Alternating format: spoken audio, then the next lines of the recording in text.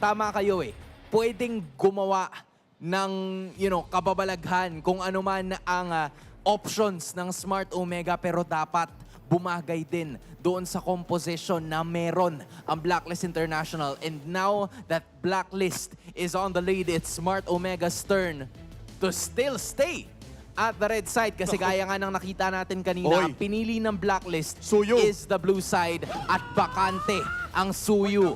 Zushin pa rin ang pipiliin ng Blacklist as their first pick. Pero itong naban na Cho kanina is now available. At Ling pa Ling rin. ang makikita natin mula sa barangay. Suyo. Classic na, Ling pa rin na nilabas. Pero ang tanong dito ay magsusuyo ba ang Blacklist International? Considering na open ito and medyo hindi pa natin nakita. Again, naban siya nung Game 1 at napaka-aga pa lamang natin sa playoffs para i-judge. Kumaga, marami pa siyang pwedeng makitang games si Suyu dito. Pero Blacklist International, again, binago din na yung variation. They keep on getting the alpha on the side of Blacklist International. And nakinagandaan dito kasi may revitalize holder din yung Blacklist ngayon. Nandiyan yung Hylos. We don't even know if that's gonna go on XP or Roam. Pero ang isa sa nakakatakot dito na ginagawa ng Blacklist na certain priority yung Jusin para sa lineup nila. Last time na nakita natin yung Jusin, nasa last pick yan. Oh, wow. First time natin nakita na nag-first pick si Jusin, actually, NACT pa yun. Last week. Kakaiba, no? And at this point, I think si Haji, bukod sa Zushin, ay nakilala na rin natin na magaling talaga mag-Luyi. Pero parehas ng Luyi itong dalawang team, pero parang hindi na napapansin sa serye na to. Hindi ko alam kung parang pinapatagal lang ba nila, niluluto lang ba nila ang serye bago ilabas ang hinaing Luyi. But this time, Eve ang magiging lock-in against the Zushin. Alam ko hindi pwedeng iangat yung Eve habang nag-uulti. CCM yun siya, pero kapag technically pumapasok yung passive and hindi siya nakakapag-cast ng spell. So, ang kinagandahan dito is meron silang way to counterbalance yung aggression na pwedeng ilabas ng Jusin. And also, hindi ganun kasaya yung Alpha kapag ginamit niya na yung Spear of Alpha. Dahil pwede siya makulong sa RWM dahil masyado mahaba yung real world manipulation. Pero sinabi mo pa rin. Pero sinabi ko pa Dahil mahal na mahal mo ang NBA. Para lang pag first mention, real world manipulation. Mga next mention, RWM. Nag-zone out ako ng slide. Pero sige, balik na tayo dito. At this point in time, if you are Blacklist International, there's really not a lot. Actually, yung Smart Omega nga yung tinitignan ko dito kasi yung Eve, parang dumukot na naman sa bag itong si Coach Lembot at si Coach Snap. We're no longer gonna be seeing the Alice and the Mia, pero nawawala pa yung gold lane at nawawala pa rin yung EXP. Maybe a Cho could go to EXP, maybe not. Feeling ko nga, ang ginagawa dito ng Omega, binibait yung Hari, tapos kunin nila yung Lunox last pick. Again, very favorite actually ni Jomian. Very nung possible. Week 7, yung Lunox gold lane. Parang yun nga. Actually, parang pino-first face pick pa nga nila yung Lunox during that time dahil nga sobrang confident nila sa Lunox dito ni Joe. Ang tanong ay ilalabas pa rin ba nila ito knowing na hindi pa nga nakakapag-pick ng gold lane o uunahin pa nila yung roam pick? Because as of now, I do believe na mas safe muna na ibigay siguro yung roam pick. Yeah. Well, pwede rin namang ang gawin nila dito is although may flex factor si Chono, pwede sila kumuna XP. Ayan na yung Lunox, yun na nga. Tulad nga sinasabi ni Omi. Ayun na. Hindi na nila, wala nang hintay-hintay pa. Kasi Alice lang yung maganda, Alice or Claude for Blacklist. Ube is back! Iba na to, boss. At ang napakaganda sa Rafaela na to, parang soft counter din siya sa slow na nilalabas ng isang Eve.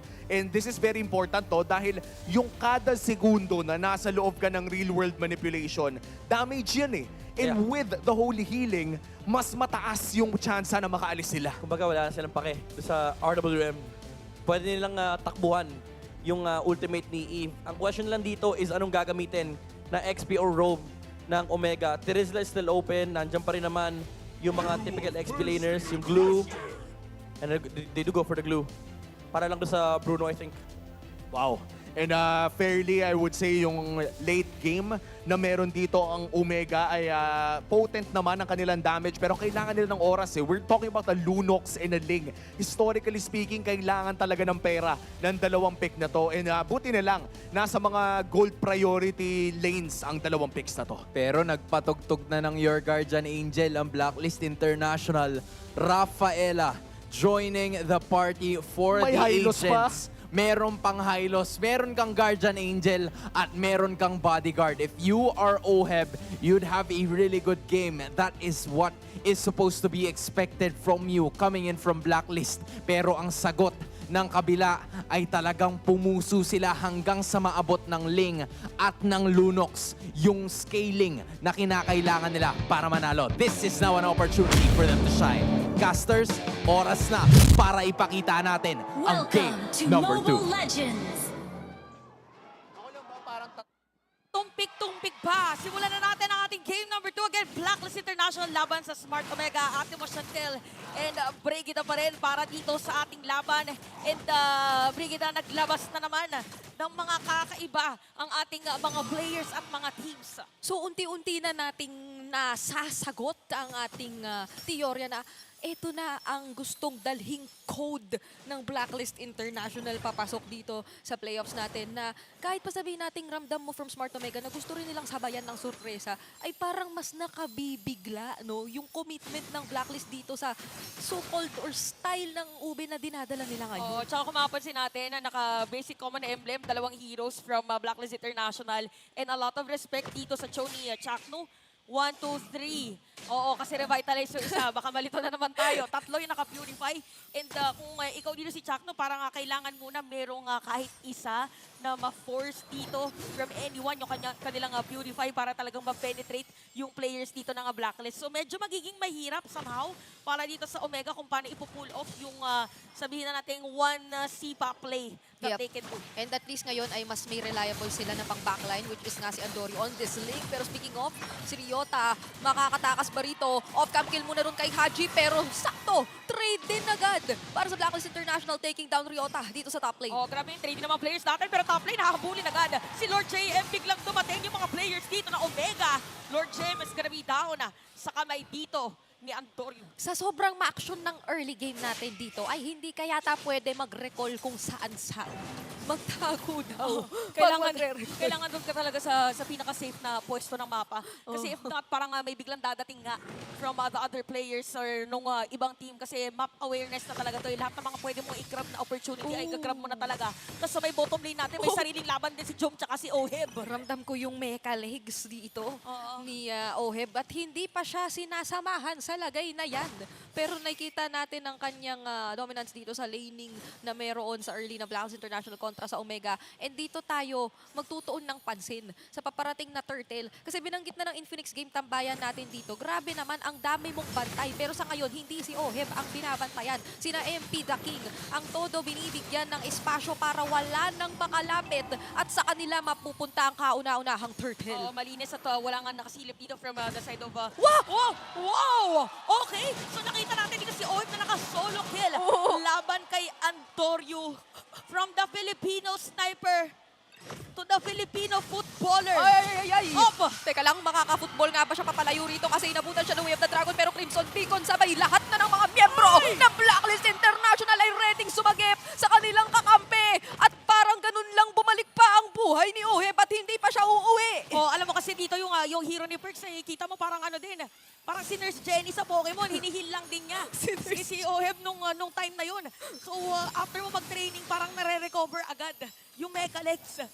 Dito ni Oheb, and yung sinabi kanina ng mga kasama natin from Infinix Game Tambayan na may movement speed ka, Yep. yung longevity mo sa teamfight ay nandoon, makakapag-rotate agad on other areas of the lane. Yes. At dahil sa kill na yun, by the way, ni Oheb ay lamang na siya in terms of gold. At saka gusto ko yung nakikita natin dito na rotation mula kay Haji and Perks, na parang hindi mo sila sobrang napaghihiwalay. Kasi para nami-minimize dito yung threat na makakahanap si Andorio ng mag-isa lang na nag-clear sa wave, which is si Haji. At kapag ka nagro-rotate sila ng sabay sa bottom lane, na ma-maximize dito yung potential talaga ni Oheb na lalong mag-dominate kontra sa kanyang katapat. And even si Chakno nga, ay dahil ganun yung nagiging setup, ay hindi rin naman sobrang makahanap ng mga ganoon ka-efficient na setups. And speaking of, mukhang si Haji pa nga yung nauuna rito at gustong mag-setup. Kaya naman babalat din ba si Chakno rito kasi medyo nasasaktan siya doon sa passive na meron dito si MP The King. At makakatakas naman siya with real world manipulation, pero nandito si Andorio at hindi pa siya makakakuha ng trade kasi nababalik lang yung buhay ng mga members ng Blacklist. Oo, talagang holy healing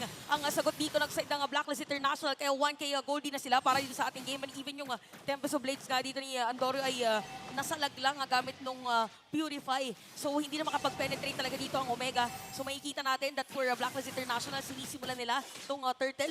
Probably ay hindi na rin talaga magko-contest ang Omega dahil nakikita natin si Andorio nandun sa may top lane. So it will take things na parang sabihin na natin ay gugustuhin ng Omega na wag muna mag-team fight as Sobra. much as possible. Kayun yata yung kailangan nila munang gawin, lalo sa ganitong sitwasyon na hindi naman natin na nakikita na parang hindi pa naman ganoon kalaki yung nakikita nating agwat, pero ramdam mo na rin sa kung paano nirorotate ng Blacklist International yung early game na sobrang nakokontrol na nila yung magiging takbo. At hindi pa nga kasama ng sobra si Lord JM sa mga nakikita natin so far. Pero para nagiging enough na dito yung Lantern Flare, yung Light of Retribution para lang i-scout yung members ng Smart Omega. So hindi natin nakikita pa yung sorpresa na mayroon na pwedeng dalhin yung lineup nila dito. Surprise Wave the Dragon, surprise not Ayun even na, Ruby DD o di kaya Chaos Assault. At ito na nga, hindi nga dinadaan sa surprise talaga ng Blacklist International kasi napagigitnaan si Andorio pero mukhang makakatakas. Wala energy. Not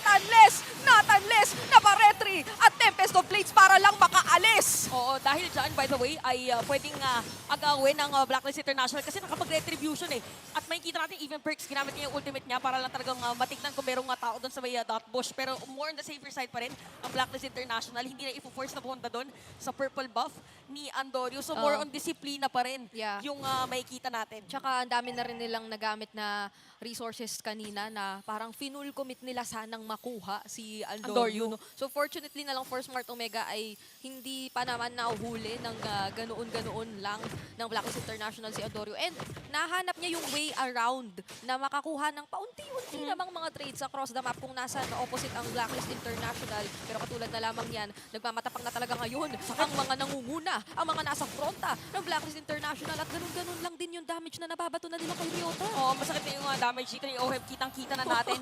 At spicy chicken. Okay. Ang lunch yata dito ni Lord JM. So turtle again para dito sa ating dalawang kupunan. We have players from Omega na nakasilip. Ipo-force kaya nila to na pumasok. Okay, si Chakno na dito at dadaan sa mga players ng Blacklist. Ay! At Tori makakakuha ng turtle. At tingin ko yun ang spicy chicken. Pero may nahiwalay. At ngayon tinatanggap niya yung mga paro-paro. Balibag lang talaga Perks and Haji. Talaga nakaharang pero medyo napalilibutan yata ang Blacklist International.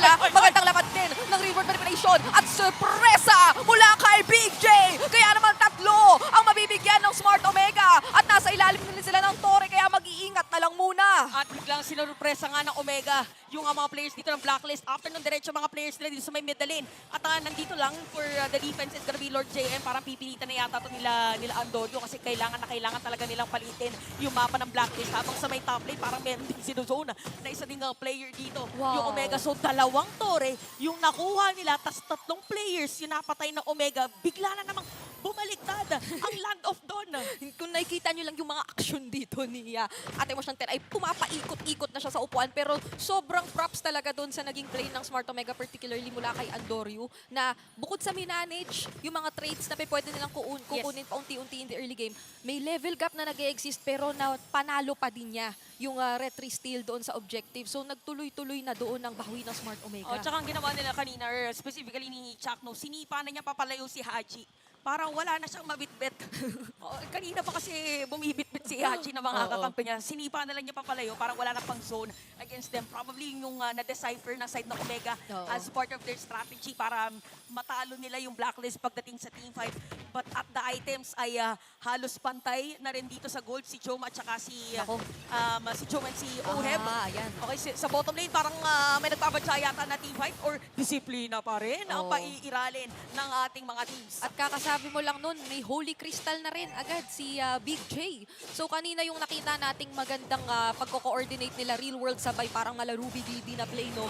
Yun yata yung mga pwede mong gawin kontra sa Blacklist International at this point na susobrahan mo yung gulat na hindi na sila makakapag-react basta-basta. And even yung burst damage naman ay karespe-respeto na kung ikaw ang Smart Omega. Pero Atoy Or, grabe ang kanyang pag-zone na ginagawa mag-isa using the glue at mukhang sapat na ngayon para makuha ng kanyang mga kasama yung objective na simulan nila dito. Pero kapalit si Ryota na merong masasabunutang isa pero dahil doon siya na nga'y nahiwalay at mukhang siya yung katanggap-tanggap na kapalit na lang yata ata. Oo, parang binind time niya rin ng moment na yun para medyo mapatagal yung mga players ng Blacklist. Pero pipilitin ng Blacklist na sirain yung Torre dito sa may middle lane. Debs of Fates agad ang isasagot. At biglang nawala si Mercs sa moment na yun. And even Joe, palitan agad ang nangyari dito sa ating dalawang teams. Masakit-sakit na yung verse din dito, pero naikasa pa naman last minute yung healing.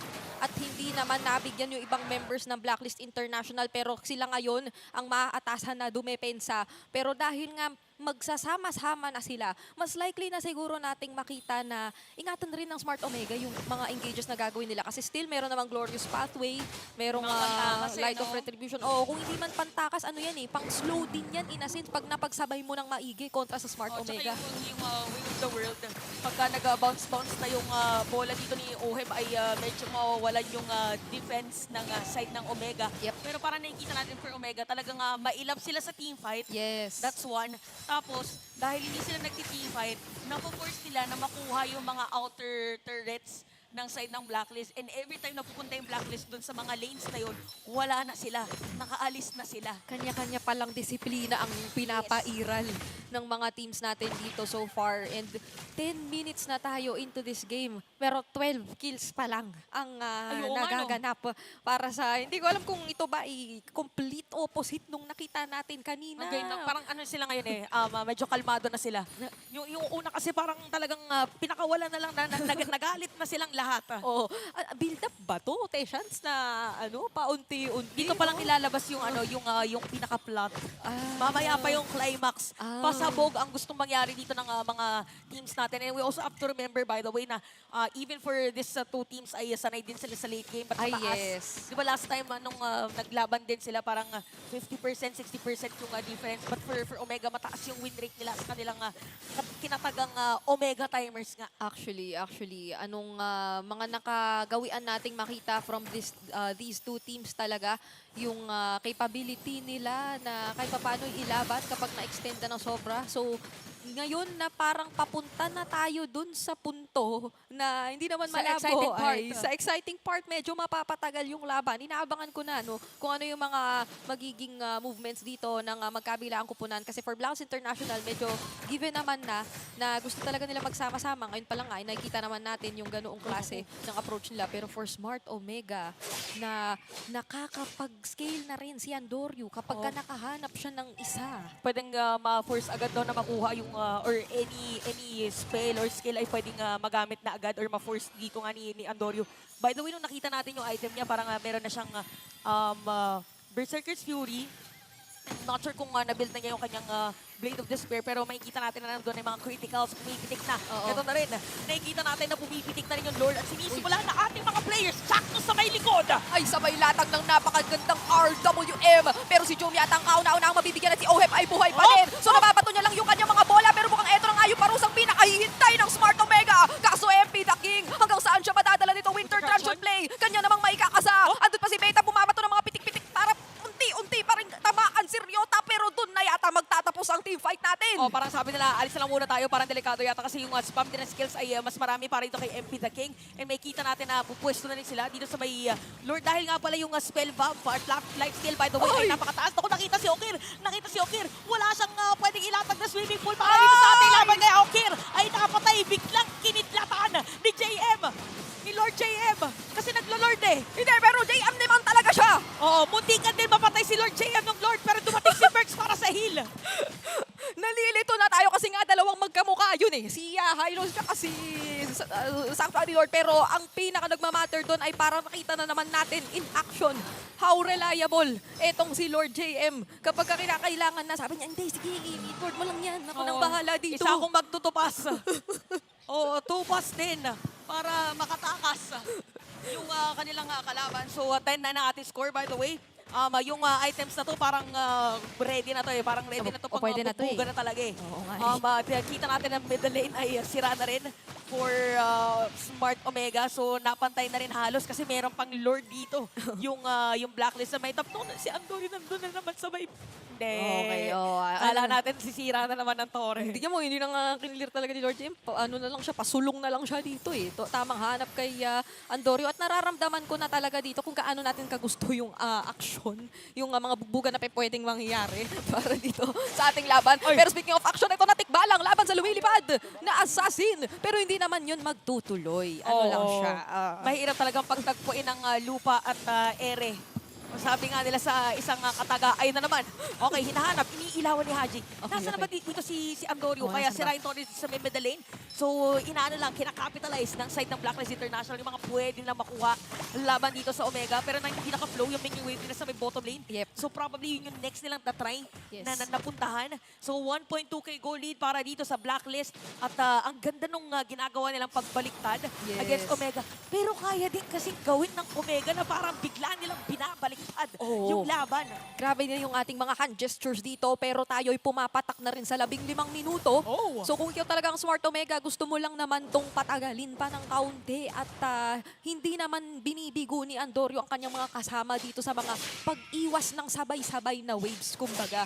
Para sa side ng Blacklist International, meron silang mga kinakailangang isipin pagdating doon sa ganitong mga pagmamanage. And nandito naman na tayo sa puntong ito na parang pwede tong i-capitalize ng Smart Omega kasi malakas naman talaga yung global presence na meron sila, given na meron silang isang link. Pero for Blacklist kasi, expect mo nga na kailangan may pagsasama-sama kayo na gagawin. Oh, tsaka ganyan yung nangyari, ganyan yung playstyle nila. Para si Haji literal na meron siyang lantern, iniilawan niya na okay, clear. Pwede dumaan na dito, walang kalaban. Just in case na meron man biglang dumating, ay naka-ready din si Lord JM for the glorious pathway. Okay, nasa may middle lane na. Okay. Nasa may middle lane na at nagkakitaan. 20 seconds before the next Lord. Probably, yun yung maging last team fight natin or depende kung madedepensahan kung sino man ang hindi makakakuha ng Lord. Yes, ano na tayo pa 18 minutes na tayo rito Pero if anything for Smart Omega, parang dahil sa sobrang daming ways ng Blacklist International talagang mag-check, mag-scout, hindi na siya pwedeng isa-isa lang na magiging play. Kung ikaw yung Smart Omega, parang yung nakita nating naging successful one time, yung naging sabay-sabay talaga sila doon sa paglatag ng real world, panggulat with the Chaos Assault, tapos maging Way of the Dragon. Mapo-force out mo yung ilang mga spells and yung mga important and yung mga resources dito ng Blacklist kapag sobrang magulo na ang mga kaganapan dito. Speaking of resource, walang purple buff si Andorio. So, yun din yung reason kaya hindi din binibitawan ni Atoy R na yung Lord. Kasi kailangan ma-reset, kailangan na mas maganda sana na meron mo ng purple buff. Pero medyo tricky siya. Yeah. Kasi what if, kung biglang pumunta yung Blacklist, i-force nila dito si Andorio na gamitin yung retribution niya. So, tingnan natin, nakalahati na lang yung buhay ng Lord. Okay? Probably ay mare-reset na naman to, pero parang kinakapitan din nila MP, the King, and even Perks. Merong manggigigil anytime ginamit na yung Glorious Pathway! Naku, wala ng immortality para kay Chuck Bamba at wala pang napo-force out na battle spells para sa Blacklist International. Pero ayun na nga yung panggugulat na gagawin dito ni Joman. Papasok na rin si Andorio with the Tempest of Blades. Si Oheb pa nga ang kauna-una ang mapapatumba. And with the 4 blades ay si Lord JM pa nga yung isinunod niya. At ngayon ay natanggalan ng dalawang miyembro. Magkabila ang kupunan. Is magka-out na ba sila? Inilalaban pa kasi yata. Wala ng Tempest of Blades at napop na yung immortality. At Andorio wala na buhay doon, pero ilalaban pa rin nga kay Perks. Nandito ang kapitan. Nandito si Haji, the KDA machine. Nagbibigay na ilaw para sa Blacklist. Kaya naman, wala yung jungler dito ng side ng Omega at itutuloy pa rin niya. Itutuloy pa rin niya na palayuin si Okir. Saan ka daw pupunta? Hindi niya tatantanan dito at umabot na nga rin si Perks. At siya pa ang makaka-last hit dito. Habang tamang depensa lang mula rito kay Atoy R. At naiangat nila ng sobra na bawasan na yung base. Pero maski maging yung Lord nakuha ng Blacklist. Okay, so ang dami nakuhang objectives dito ng Blacklist at kamuntikan pa nga yung base. Kaya pala ibang mga players hindi na nakapag-contest laban kay MP the King nung kinukuha niya yung Lord. So control-wise in terms of team fight, parang ang isa yata sa pinaka nagiging, or hindi isa parang siya yata yung pinaka nagiging masakit sa ulo Oo. ng Omega is yung lantern flare Yep. ni Haji. Yes, and kanina ay nakita naman natin yung pagka-focus ng Smart Omega dun sa targets na gusto nilang i-take down. Ginulat na talaga nila, yung flicker ay kinumit naman nila doon sa mga nasa backlines and naging successful sila kung yun lang kasi natanggal naman si Oheb. Pero ang nakaligtaan na naman nating pansinin ay nabubuhay pa rin sa kabila ng lahat si MP the King. At siya ang crucial din naman pagdating na sa mga ganitong klase ng objectives. Oh, speaking of objective, kukuha na rin may middle lane. May setup yata na gagawin dito sa side ng Blacklist International. Mapapaangat at mabubuhat si Chakno. Naku, hindi na yata sila makakahanap ng setup dito. Tamang latag lang ng real world manipulation para makontrol yung kaguluhang nangyayari dito sa top lane. Pero hindi na to papansinin ng Blacklist International. Nakapag-pull down na naman yung Spear of Alpha. Ayun si Joe pa ang susunod na mga maalam dito. Isama mo na rin si Atoy R. Kasi ang Blacklist International kumatok na naman sa base.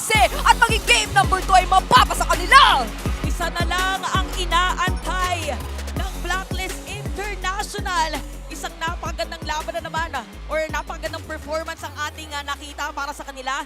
Lumamang yung Omega, nakabawi ang Blacklist, lumamang ulit ang Omega, pero hindi binitawan ng Blacklist International naging final lead nila. Kaya naman talagang umangat ng umangat at silang nanalo dun sa game na yon. Alam mo, naniniwala na ako sa mga nakikita nating playoffs mode ng mga teams natin.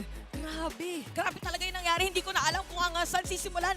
Kaya kayo na to, Infinix Game Tambayan. Omi, I'm gonna have to do it. Agents, alam nyo na to. Blacklist! Ayun! Energy, vibes. Yan ang naramdaman natin mula sa Blacklist International upon getting that game number 2. Ang bagong lason coming into full effect. Sumisigaw sila kanina. Isa na lang, they're celebrating. But job is not yet over. Men, kung bagong lason lang ang usapan, naalala natin ang lumang lason ay kulay green, ngayon kulay ube na muli. Nilabas nila ang Hylos, pati na rin ang Rafaela na dati na nilang ginagamit. But this time around, recoded na galawan. And with Oheb manning that, Oheb and Haji manning that veteran slot. This is Black Venom na nakikita natin from Blacklist International. There's been a lot of ways that we can discuss that. Kanina si Lord JM, now it's the king of the agents. It's MP the King giving a tremendous performance para ipakita sa atin kung ano ang kaya niyang gawin using this alpha. Man, ano bang rason kung bakit pinipili nila to? Pangalawang beses na to. I think they just have full confidence na kaya talaga nilang laruin yung ganitong klaseng lineup. Because kanina pinag-usapan na natin, di ba, Hans, na ang isang alpha ay kailangan talaga ng kakampi na kaya siyang ibalik sa sabihin na nating mas safe na lugar. And this time around, kahit pa pumapasok dito ang alpha ng paulit-ulit, ay parating may alalay na Rafaela. Tandaan natin at some point in the game ay talagang masasabi natin na ganyan, no? Wala silang paki sa real world manipulation, men. Dikit-dikit silang naglalaro with the Rafaela at simple lamang silang umaalis sa mga boxes na meron ang kupunan ng Omega dahil nga sa bonus movement speed na binibigay ng Holy Healing. And this was a really classic performance as well na nanggaling dito kay Lord JM. There was a time where Smart Omega was even winning in terms of yung nag-turn sila na nagkaroon sana ng major objective take with the Lord na pinupuruhan na ng sobra ng parehas na teams. And then all of a sudden, Lord JM suddenly appeared para ipakita at para mag-dish out ng rectang damage. Also, a tremendous performance na nanggaling kay Haji na sinasabi rin ni Midnight kanina na yung Cho sana is gonna be a really good opponent para sana medyo mahirapan yung Jusin or yung Zushin para makakuha ng mga ibabato niya, lahat ng mga irerekta niya. But even with all of that, kahit yung Bruno nga na i-expect natin napapalulang from the early to mid portions of the game, gumana siya bigla kasi there's just a ton of damage, ton of misposition plays na pwedeng i-apply ng Blacklist International kontra sa Smart Omega that were really just relying on the Ling and the Lunox. Alam mo kung tutuusin, dapat nga talaga ay lugi na ng late game dito ang kupunan ng Blacklist International. Pero dahil nga sa pinaka-crucial factor ng UB lineup na dikit-dikit sila, yung iisang kahinaan na meron ng isang Bruno na madali siyang pitasin ng isang Lunox at ng Ling by the late game ay nawawala din dahil nga dikit-dikit ang Blacklist International. Kumbaga kung gusto mong pitasin si Oheb dito, ay kailangan dumaan ka muna kay MP The King, kay Perks na katabi lang yung Bruno, kay Lord JM na talagang tinatabihan ng kanilang mga carry. At tanda natin, yung Zushin na to, this is already the second game.